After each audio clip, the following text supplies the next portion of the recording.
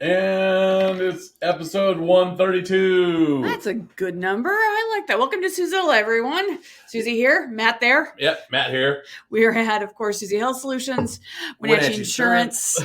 At 413 Mission Street. North Mission Street. Otherwise, you could end up at South Mission, and I don't even know what business is at 413 South Mission. I don't think there is a 413 North South. I'm going to have to take a look later. So we are here today at episode 132 it's Thursday after a chock full week, and Matt we were discussing our topic for the day, and it was risk and reward, or did you change up? No. It's definitely risk and rewards because we're kind of skewed. We are. It was really evident when we did the team building. Well, it wasn't team building, but it was the vision board. Vision boarding last night. Yeah, we were doing our class for the Supernova event, Supernova competition, learning about. It was a little bit of lawyerly stuff, and then your vision. And our mentor had us put together a quickie vision board. Yeah, and it's kind of important because there is this weird dynamic in society, and you do all the right things, you get the large corporate job, and you're safe and secure. your house, your 2.5 kids, White the picket fence, the yeah. minivan, and then there's the small business people. Yes.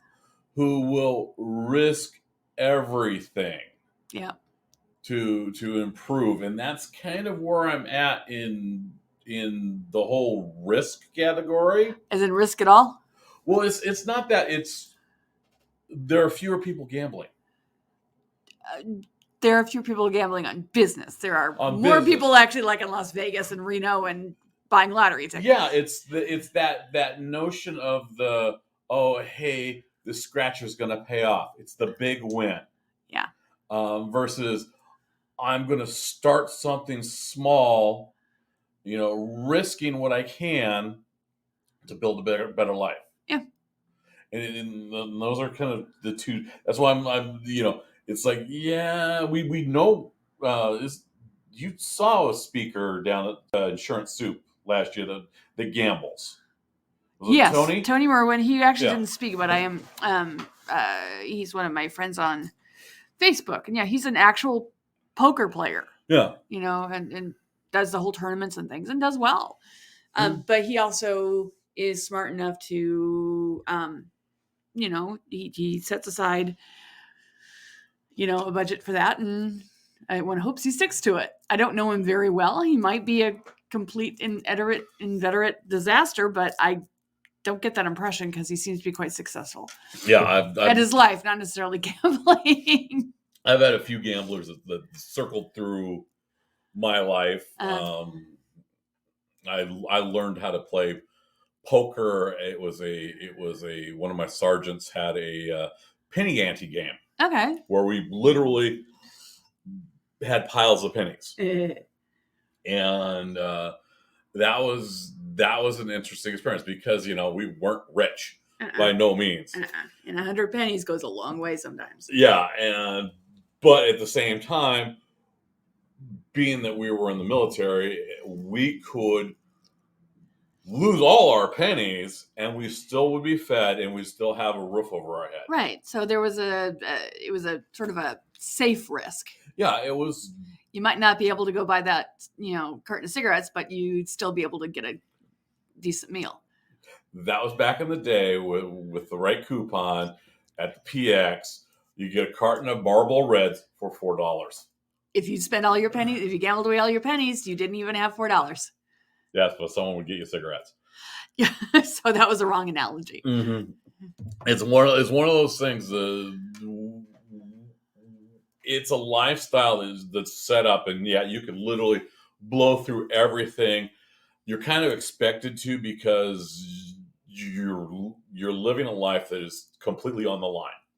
Yeah, I mean, and there's when you get, I wasn't rear echelon, no, he was front line. and this is when you talk about what was your life expectancy. I don't know, about a minute. actually, by statistics, I was an infantryman. It was 19 seconds. Yeah. So the chances of him being killed were incredibly high. Yeah, most people, it doesn't dawn on it until you're living that lifestyle and that gamble. And yeah, it can be destructive, but that's where you get some amazing growth. You can learn how to do that gamble and not be afraid of it. Because it's for people like me who haven't been through that particular process. A big gamble is terrifying. Yeah, I'm to the point where I'm frozen. Mm-hmm. You have worked through that. You probably, I don't know. It's, I'm not sure it would ever freeze you, but yeah, well, it goes down to, school dances. There's a moment you got to ask someone else to dance, and it can either turn wonderful or can turn horrible.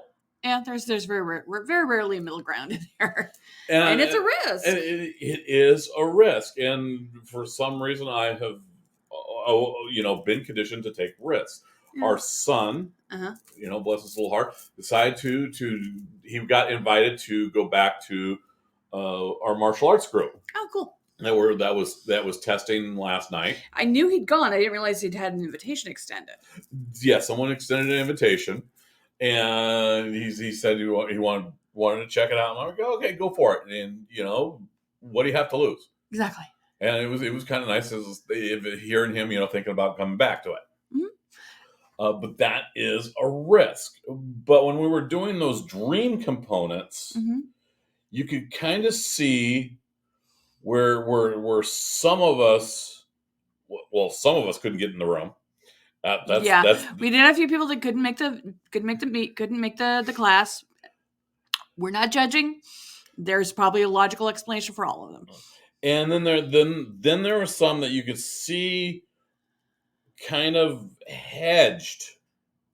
They grabbed onto other people's dreams, and it wasn't truly there, or they were going for something safe. Okay.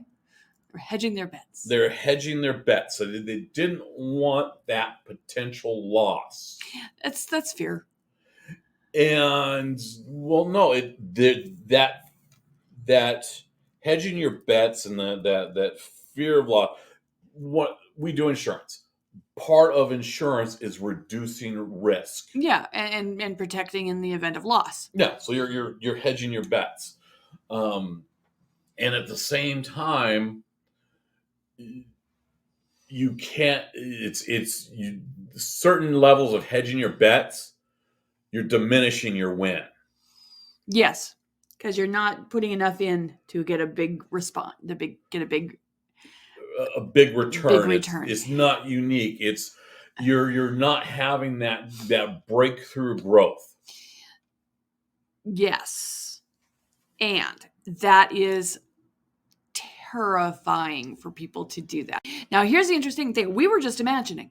Yeah. I mean, we could. I mean, you're just like, okay, just shoot for the moon. You're just imagining things. You're not actually doing anything yet. It's a safe space. Mm-hmm. Just what are your dreams? And people still couldn't bring out the big guns. Yeah. That's really, I mean, that was really kind of interesting. And it could be, okay, here's an interesting idea. Sometimes people are afraid to let their big dreams public for fear that they will be, I don't know, for fear of being judged, fear of having them diluted, fear of having them stolen. Mm-hmm. There was one thing that was popped out for that. Someone said, "Oh, I want to do this." This like selfie space, and two other businesses said, "Oh, yeah, that's a great idea," and they just sort of glommed onto it. And yeah, it's one of the things that you've got to be careful in finding genuine. Okay. You got to find genuine. And I think as we get older, it's harder to get to that genuine space. Okay, you're going to have to be a little more clear on what you're saying there. It's being true to yourself. Okay. And there's you do it naturally, whether you recognize it or not. And that's what a lot of people queue up on and find. That's why you get a lot of enthusiasm when returning clients come back to you. Okay. It's because you're genuine, you're honest, you're true. Mm. There's no pretense.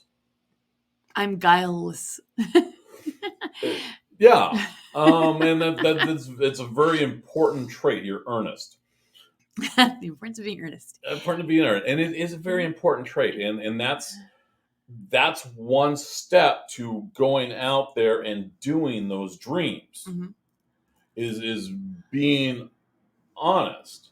Well, it's not just it's honest with yourself. Mm-hmm. Some people have a really hard time being genuinely honest with themselves. That's an interesting trick you have to work through your head. Some of that, I think, has to deal with lack of rewards. Possibly. Actually, likely. They're not rewarded for doing the hard work, for doing those early goals. When they reach out, they get their hands slapped. Yeah. It could be prejudice. Mm-hmm. Could be, they're the poor kid in the room. Mm-hmm. And we've got to work on reaching out and in rewarding, the poor kid in the room. Yeah. Because they're the ones that can gain the most. The mm-hmm. weird looking kid gain the most. It's you can't embrace the median, because the median does not produce greatness. Now you can inspire those who have been hanging out in the median to move out of the median. I don't want to leave people behind just because they don't meet my personal classification. When you start at the bottom, you're not leaving people behind. That's true. Everyone's coming along if they want to. Everyone comes along if they want to. Yeah. You will tell people, hey, this is the way we're going. Do you want to ride? Yeah. And then that's inspiring your median to come along. Mm-hmm. And people who are your ones who are struggling to have that kind of that level of mm-hmm. acceptance, to have people support them. It sometimes having when you are struggling to feel accepted, mm-hmm. you kind of get into a mindset that I'll never be that way, and you stop asking. Yeah. And then when somebody does offer, it doesn't feel legit, and you feel extremely suspicious about the situation. Mm-hmm. What are their motives? What do they want from me? Are they going to just rip me off? Is this a catfishing? Is this, it's you got to break through those boundaries. Nature is cruel. It is. And yeah, it's vicious, it's nasty, and to break through. Yeah. And we're talking to build structures that are beyond that cruel nature, the Thunderdomes, if you will, does require being earnest, does require being nice, does require extending your hand. Mm-hmm. It is kind of exciting because we're doing that with the Fierce Together on April 15th. Oh my gosh, that's going to be so much fun. Because that was one of the things we did was P2X Studios. Was yesterday we went down and did a headshot session. Thank you, Jess and Dan. Love you. And you could start to feel it's like, okay, yeah, this is because I hate posing for pictures. Yeah. Hate it. I know. I know. And it took some work to get you to loosen up. It's still, yeah. There's going to be some usable shots, but there's some that are going, damn, man, that is not going to work. Not going to work. and that's my nature. I don't like being put under a microscope. No, you like to be the man behind the throne. Always have been, always will be. Yeah. But sometimes you got to be out there at least a little bit. Yeah, I put myself out, but that's one of the things is we're we're really extending ourselves with this event because we see the potentials here. Yes, absolutely. The potential, and if there's no risk involved, there's no reward. Yeah, exactly. There's no gains. And it's going to take a bunch of us doing a lot of risks to improve the community around here. It's not, sitting back and collecting rent and not putting any improvements into the building. Nope. Because that's that risk reward thing coming to play there. And yeah, we've got fronts that are empty. We've got businesses that are just waiting to happen. And it's real exciting to see, how things can change and who's doing the change. And it's not necessarily coming from the old establishment. No. And well, no, I mean, the establishment's established, and the old establishment at this point is getting ready. If we're going by age, they're getting ready to retire if they haven't already. Well, that was interesting on the Dreamscope that I was doing. Yeah, because even the gray hairs, the elderly, and the because we had to have a picture of your ideal customers, and I had like 4. Yeah. 4 different groups. Even even at that tier of gray hair, getting ready to retire and come out of the workspace, there was a space where they returned back into the community. Yes. And that's kind of, that's important. And it's not just that uniform mayonnaise base. No. And because we, that's one of the things that we're trying to grasp and wrestle with, because we've been kicked to the curb multiple times. Oh yeah. And that's kind of. But we bounce back. Yeah, but it's getting it's harder to bounce back when you're 53. Not 53 yet. Not till Sunday. Not till Sunday. Not till Sunday. Sunday. Yes, my birthday's on Sunday. Wish me happy birthday. And that is kind of been our theme. We've never been the the popular kids. No. And yeah, I could drift in and out just who my nature. Yeah. And who I am, but yeah, I was even in high school, I was part of the alternative couple. Yeah, it's true. You were, from what I understand, from what you told me, you were definitely you stood out because you were atypical. Yeah. I was comfortable, wearing the black trench coat and the black Nikes. Yeah. With the gray swoosh that was canvas ones, because couldn't afford the leather ones. Yeah. But the canvas ones were the ones that were in Terminator. Yeah, there you go. So, I mean, if you dress like that today, they'd give you a dirty look because they think you were going to go shoot somebody. Yeah, well, it was the trench coat mafia was a thing. Oh yeah. It really became popular with Columbine. Uh-huh. And the OK Corral and the old cowboy movies, the long dusters. Yeah, hiding your shotgun under your duster edge. Yeah. Fun thing is, we kind of used that in high school, where the storekeeper would watch me because I was the obvious thug, because I was big. I had dark hair.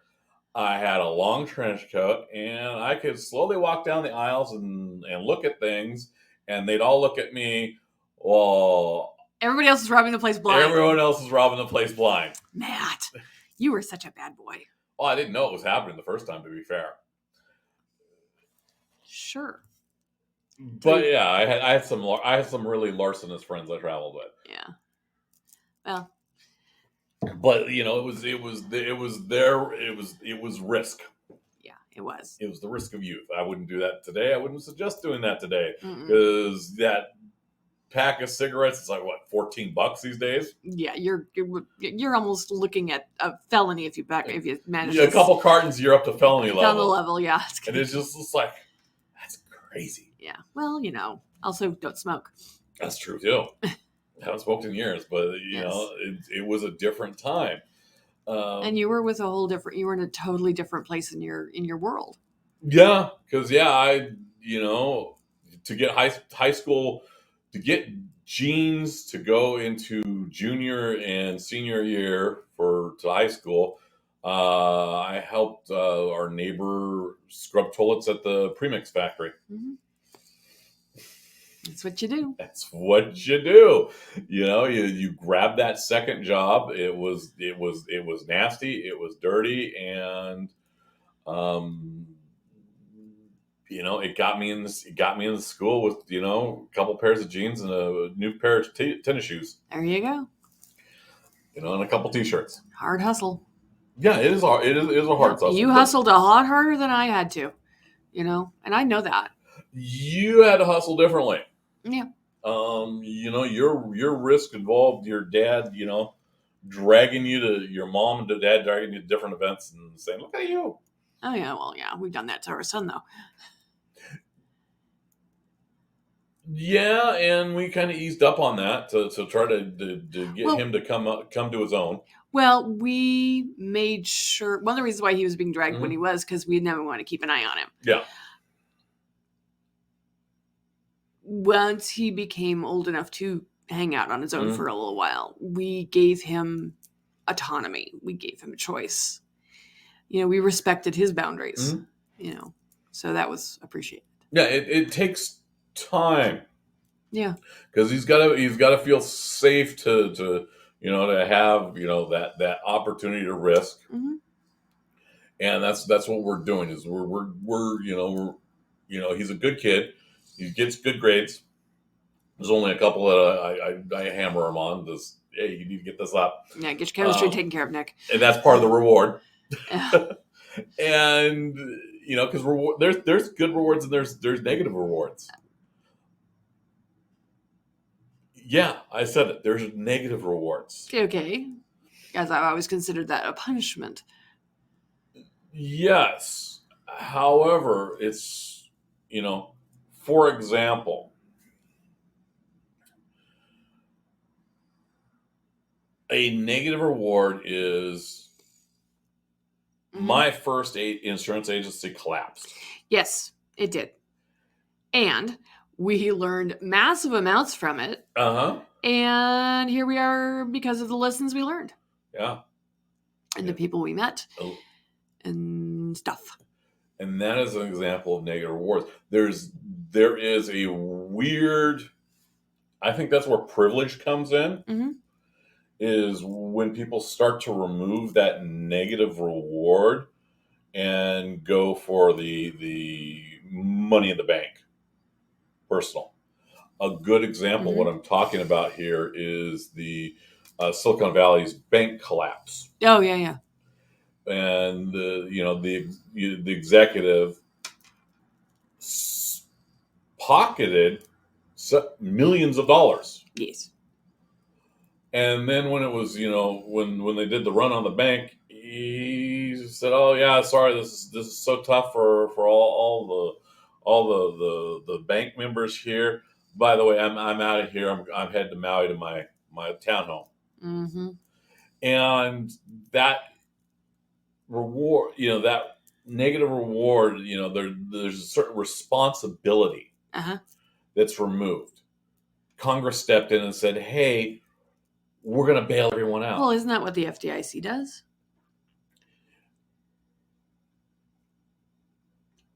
Yes. However, at the same time, you need to hold the executives, the ones that are guiding it, the ones that created the responsible. problem did not get held responsible for this. And that's unfortunately a trend. Well, that's a trend that really occurred with the 2008 collapse. Yeah. And we're seeing that trend kind of starting to play out here now. Yeah. And if enough people said, "Hey, you know what? These individuals that made these lousy decisions," I mean, he was one of the people that said, "Hey, let's get rid of Dodd-Frank." Yeah. He lobbied actively for the safety features to be removed. It's because he knew he personally could make more money. He was being greedy. Okay. There's a difference between could possibly make more money and I'm going to make more money off of this. He did that. I'm going to make more money off of this. And he knew what he was, and at the same time, doing. Drive your community, your bank, your community, your peers and associates. You're going to drive them into the ground, and you profit by it. Yeah, he didn't care. Because in the old days, back when we were just getting the little villages and the picket fences to protect you from the other tribe, you would take that individual and you'd throw them outside that town and say, "Yeah, you know what, you're out of here." Yeah. Well, guess what? Doesn't work that way anymore. And that's why we need more gambling. Yeah, more people to. And we need more people that take responsibility for their actions, that have those the risks and the rewards, and and responsibility. There you go. So hey, that's a good place. It's a good place to land. That is a great place to land. Have a great week, and we will talk to you again next Thursday. So yeah, take a little risk. Take some risk. Take some risk, because that does not mean buying a scratcher. No, it can. It's true risk does not involve a transaction like that. There you go. But go take a risk. Ask out that person you never thought you wanted to ask out. Try something new on a menu. Go do karaoke. Go sing a karaoke song you've never sung before. Mm-hmm. Go try it. Just take a small risk. You'll have fun. It's totally worth it. All right. All right. Talk to you later. Thanks for joining us on Suze La. All right. Bye.